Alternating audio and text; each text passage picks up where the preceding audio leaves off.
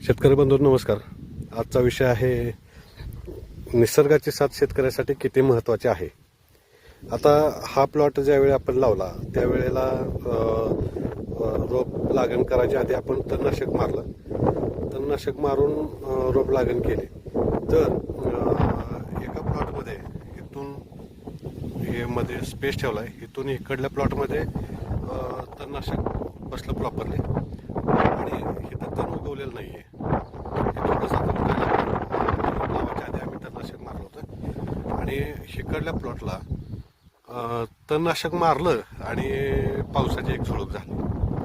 त्याच्यामुळं तणनाशकाचा इफेक्ट काय झाला नाही आणि न झाल्यामुळं हे एवढं असं तण उठलंय.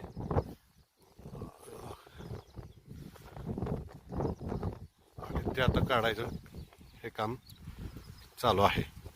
तर जर तणनाशक मारलं आपण आणि थोडासा पाऊस झाला तर काही त्याचा उपयोग होत नाही. हे याचं जिवंत उदाहरण आहे.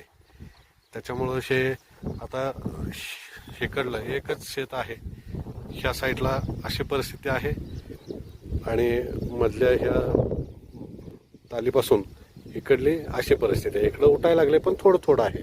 आता दुसरा हात ह्याला घेणार आहे, परंतु आता इकडलं तण हे मोठं झाल्यामुळं ह्याला आता मोठं तण काढून मग नंतर तणनाशक मारायचं करणार आहे.